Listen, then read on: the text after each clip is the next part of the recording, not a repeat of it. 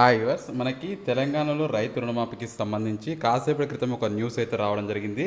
మనకి 3 విడతల్లో జమ చేస్తాము, ఎంత నుంచి ఎంత అమౌంట్కి ఒకసారి చేస్తారో ఆ వివరాలు అయితే రావడం జరిగింది. జూలై 15 నుంచి మనకి 3 విడతల్లో ఈ యొక్క రైతు రుణమాఫీ చేస్తున్నట్లు మనకి న్యూస్ రావడం జరిగింది. సో దానికి సంబంధించి వచ్చిన న్యూస్ క్లియర్గా ఎక్స్ప్లెయిన్ చేస్తాను. ఎవరైతే వీడియో చూస్తారో ఖచ్చితంగా చివరి వరకు చూడండి, చాలా ఇన్ఫర్మేషన్ మీకు తెలుస్తుంది ఈ రుణమాఫీకి సంబంధించి. ఇప్పుడు మనం గమనించుకున్నట్టయితే రైతు రుణమాఫీకి 2 నెలల్లో 30,000 కోట్లు అని చెప్పేసి రావడం జరిగింది. రైతు రుణమాఫీ, రైతు భరోసా, రైతు బీమాకి అవసరం అని చెప్పేసి న్యూస్ రావడం జరిగింది. రుణాల సేకరణకు అన్ని ఉన్న మార్గాల అన్వేషణ అని చెప్పేసి రావడం జరుగుతుంది. ఇక్కడ గమనించుకున్నట్లయితే రైతు సంక్షేమ పథకాలకు ఇప్పటికీ నుంచి సరిగ్గా 2 నెలల్లో 30,000 కోట్ల నిధులు కావాలని చెప్పి భావించడం జరుగుతుంది. సుమారు 2 లక్షల లోపు పంట రుణాలు రుణమాఫీ చేస్తామని సీఎం రేవంత్ రెడ్డి గారు ఇంత ముందుకు ప్రకటించడం అయితే జరిగింది. సో వానాకాలంలో పంటల సాగు చూసుకున్నట్లయితే మనకి ఆగస్టు 13లోగా మనకి 30,000 కోట్ల రూపాయలైతే అవసరమైతే పడుతుంది. అయితే ఇక్కడ గమనించుకోవాల్సింది, బాండ్ల ద్వారా ఒకేసారి భారీగా రుణాలు తీసుకోవడం జరుగుతుంది. అయితే వీళ్ళు చెప్పే కాన్సెప్ట్ ఏంటంటే ఆగస్టు 15 లోపల చేయాల్సిన రుణమాఫీ, వీళ్ళు ఏం చెప్తున్నారు, రుణమాఫీకి సంబంధించి ఫస్ట్ 50,000 రూపాయల వరకు ఒకసారి, తర్వాత 75,000 రూపాయలకు ఇంకొకసారి, తర్వాత 1,00,000 రూపాయలకి ఇంకొకసారి, ఆ 1,00,000 పైన ఉన్న వరకు ఒకసారి. అంటే వీళ్ళు చెప్పేది 50 నుంచి 1,00,000 రూపాయలు, అంటే 50,000 కానీ 75,000, 1,00,000 రూపాయలు ఇట్లా తీసుకున్న లోన్ల ప్రకారం చూస్తే సుమారు 70% అనేది ఇక్కడ ఈ 1 lakh లో తీసుకున్న వాళ్ళు ఉన్నారు. మిగతా 1 lakhs 2 lakhs మధ్య 30% మాత్రమే ఉన్నారు. ఇది కూడా ఆగస్టు 15 లోపల చేస్తే ఎలా ఉంటుంది అంటే తొలి దశ మాఫీ చేసిన మిగిలిన వారికి విడుదల వారిగా ఆగస్టు 15 లోపల జమ చేస్తే ఎలా ఉంటుందని చర్చ కూడా కొనసాగుతుంది.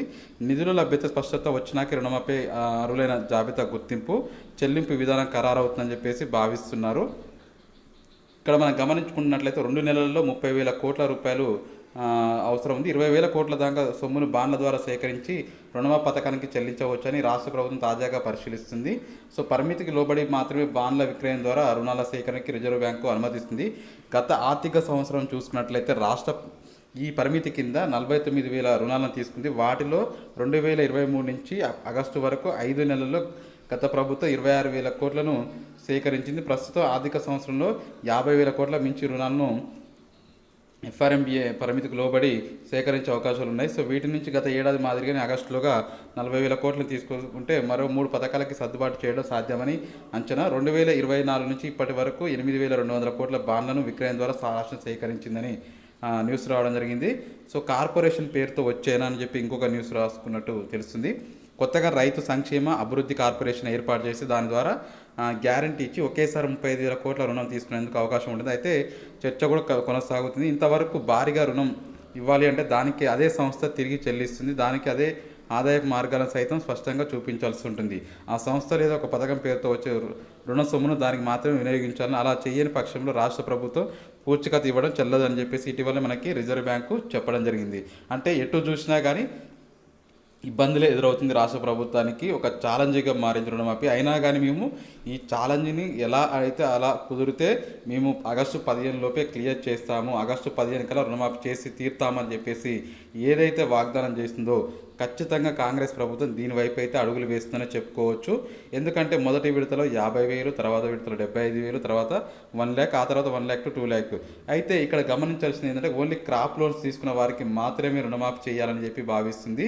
ఎందుకంటే ఇంకా వివరాల్లోకి వెళ్తే మార్టిగేజ్ లోన్ కానీ క్రాప్ లోన్ కాకుండా గోల్డ్ లోన్స్ తీసుకున్న వారి కానీ సంఖ్యగా విపరీతంగా పెరిగే ఛాన్స్ ఉంది. కాబట్టి వీటన్నిటిని దృష్టిలో పెట్టుకుని ప్రభుత్వం ఏం చెప్తుందంటే కేవలం క్రాప్ లోన్ తీసుకున్న వారికి మాత్రమే, అయితే వీటన్నిటిని దృష్టిలో పెట్టుకొని ప్రభుత్వం నుంచి అయితే ఇప్పటి వరకు స్పష్టంగా క్లారిటీగా చెప్పిందంటే క్రాప్ లోన్స్ వరకే చేస్తాము, అది కూడా చేసేటప్పుడు కొన్ని డాక్యుమెంట్స్ అయితే అడుగుతామని చెప్పింది. అది కూడా అగ్రికల్చర్ పాస్బుక్, అదేవిధంగా బ్యాంకు పాస్బుక్ జిరాక్స్, అదేవిధంగా 1B లేటెస్ట్ మీ అగ్రికల్చర్ దాని మీద ఎంత ల్యాండ్ ఉందనేది స్పష్టత తీసుకుంటుంది. ఇవన్నీ రుణమాఫీ చేసిన వెంటనే మళ్ళీ కొత్త రుణాలు ఇస్తామని చెప్పేసి కూడా ప్రభుత్వం నుంచి అయితే మనకి న్యూస్ అయితే వినపడుతుంది. సో ఎందుకంటే కొత్త లోన్స్ ఇవ్వకపోతే మళ్ళీ ప్రభుత్వం నుంచి వ్యతిరేకతలు వచ్చే అవకాశం ఉంది కాబట్టి ఖచ్చితంగా ఇస్తామని చెప్తున్నారు. అంటే ఏకకాలంలో 2,00,000 రుణమాఫీ చేస్తాము. కాకపోతే ఇక్కడ చెప్పేది ఏంటంటే వీళ్ళు ఒకేసారి 2,00,000 కలిగి ఉన్న లోన్లు అయితే లేవు కాబట్టి వీళ్ళు చెప్పేది ఏంటంటే 50,000 ఉన్న వాళ్ళకి 75,000, ₹1,00,000 ఇట్లా ఉన్న వారికి చేసుకుంటూ వెళ్తామని చెప్పేసి చెప్తున్నారు. ఆల్రెడీ మిగతా రాష్ట్రాల్లో ఏ విధంగా అయితే రుణమాఫీ కంప్లీట్ చేస్తారో వాటి యొక్క ఇన్ఫర్మేషన్ అయితే ఆల్రెడీ తీసుకోవడం జరిగింది. గతంలో ఒక 2 రాష్ట్రాల్లో ఇదే పాలసీ ఉపయోగించి చేయడం జరిగింది. వాళ్ళు ఎలా చేశారు, వాళ్ళు ఏమైనా కార్పొరేషన్ ఏర్పాటు చేశారా, ఇవన్నీ అంశాలు అయితే పరిగణలోకి తీసుకోవడం జరుగుతుంది. ప్రస్తుతం అయితే ఆర్థిక బాధ్యత బడ్జెట్ నిర్వహణపై అయితే పరిమితులకు మించి అయితే లోన్స్ అయితే రాదు కాబట్టి దృష్టిలో పెట్టుకొని ఎలా చేయాలనే దానిపై ముందుకు వెళ్ళడం జరుగుతుంది. ప్రస్తుతం తెలంగాణలో అయితే ఇప్పుడు 30,000 కోట్ల వరకు నిధులు అవసరం ఉంటుంది. 32,000 మంది రైతులు అయితే ఉన్నారు కాబట్టి వారందరికీ రుణమాఫీ అయితే ఆగస్టు 15 లోపల చేస్తామని ఏదైతే చెప్పారో దాని ప్రకారంగా అడుగులు వేయడం జరుగుతుంది. చేసేటప్పుడు ఖచ్చితంగా ఒక రేషన్ కార్డుకి పైన డిపెండ్ అయి చేస్తామని చెప్తున్నారు. రేషన్ కార్డు లేకపోతే మాత్రం రుణమాఫీ అవ్వదని క్లియర్గా స్పష్టంగా మనకి సాంకేతిక ఇన్ఫర్మేషన్ అయితే రావడం జరుగుతుంది. ఖచ్చితంగా రుణమాఫీ చేసే వాళ్ళకి రేషన్ కార్డు లేకపోతే చేయము. ఆల్రెడీ కొత్త రేషన్ కార్డులకు సంబంధించి నెక్స్ట్ వీక్ నుంచి ఇచ్చే ఆలోచనలో ఉన్నారు. కాకపోతే ఇక్కడ ఇంకా కొంతమందికి డౌట్స్ కూడా ఉన్నాయి. ఈ రుణమాఫీకి సంబంధించి చేసేటప్పుడు ఖచ్చితంగా అసలు వడ్డీ కలిపి రెండింటికి కలిపి చేస్తాము. అంటే చాలా వరకు అసలు వరకే ఉంటుందన్న రుణమాఫీ ఏదైతే కాన్సెప్ట్ ఉందో అది తప్పు. రెండింటి కలిపి చేస్తామని చెప్పేసి వీళ్ళు చెప్తున్నారు. గత ఆర్థిక సంవత్సరం చూసుకున్నట్లయితే అంటే గతంలో చేసిన సందర్భంలో చూసుకున్నట్లయితే అసలు వడ్డీ 2 కలిపి చేయడం జరిగింది. అప్పుడు ₹1,00,000 వరకే చేస్తారు కాంగ్రెస్ వాళ్ళు. ఇప్పుడైతే ఈ సంవత్సరం మేనిఫెస్టోలో మనకి 2,00,000 వరకు ఇవ్వడం జరిగింది. కాబట్టి ఖచ్చితంగా 2,00,000 చేస్తాము అని చెప్పేసి చెప్తున్నారు. ఒకవేళ ఒక కుటుంబంలో ఎంతమందికి అని కాదు, ఒక రేషన్ కార్డుపై ఎన్ని ఫ్యామిలీస్ ఉన్నా సంబంధం లేదు, ఆ ఫ్యామిలీస్ మొత్తం కలిపి 2,00,000 మించి ఉండకూడదు అని చెప్పేసి కూడా వీళ్ళు మనకి స్పష్టత అయితే ఇవ్వడం జరుగుతుంది. ప్రస్తుతానికైతే ఇంకొక విషయం కూడా చెప్తాను. రుణమాఫీ అయితే రుణాల సేకరణకైతే రిజర్వ్ బ్యాంక్ అయితే అప్రోచ్ అయితే అవ్వడం జరిగింది కదా. ప్రస్తుతం అయితే తెలంగాణలో రైతులకి అయితే రుణమాఫీకి సంబంధించి ప్రస్తుతం అయితే ఒక్కొక్క బ్యాంక్ నుంచి డేటా అయితే తీసుకోవడం జరిగింది. ఏ బ్యాంకులో ఎన్ని లోన్స్ ఉన్నాయి, వీళ్ళు ఎప్పటి నుంచి తీసుకున్నారు, ఎంతవరకు వడ్డీ కట్టారు, ఇవన్నీ ఇన్ఫర్మేషన్ అయితే తీసుకుంటున్నారు. కాకపోతే వీళ్ళు చెప్పేది ఏంటంటే మనకి డిసెంబర్ 7న కాంగ్రెస్ ప్రభుత్వం వచ్చింది. కాకపోతే ఇంకొక 2 నెలల వరకు కూడా ఎక్స్టెండ్ చేయాలని ఆలోచనలు ఉన్నారు. అంటే జనవరి, ఫిబ్రవరి వరకు తీసుకున్న లోన్స్ కూడా ఇవ్వాలని చెప్పి ప్రయత్నం అయితే చేస్తున్నారు. ఓవరాల్గా 2019 నుంచి తీసుకున్న లోన్స్కి ఈ యొక్క రుణమాఫీ ఇస్తే బాగుంటుందని చెప్పి ప్రభుత్వం అయితే ఆలోచిస్తుంది. ఇట్లా చేస్తే సుమారు 30,000 కోట్ల నిధులు అయితే అవసరం పడే అవకాశం ఉంది.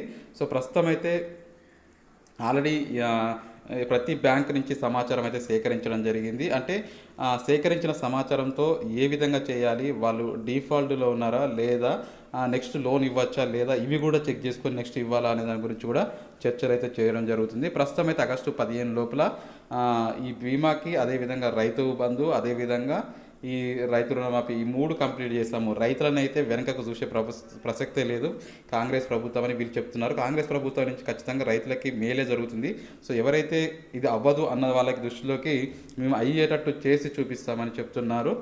ఓవరాల్గా ఫస్ట్ అయితే ఒక 10,000 కోట్లు తీసుకొని ఫస్ట్ ₹50,000 రుణం ఎవరైతే కలిగి ఉంటారో వాళ్ళకి చెయ్యాలని చెప్పి భావిస్తుంది. ఇది మొత్తానికైతే రుణమాఫీకి సంబంధించిన డాక్యుమెంట్స్ కూడా నేను చెప్పాను, అవి తీసుకొని వెళ్ళాల్సి ఉంటుంది.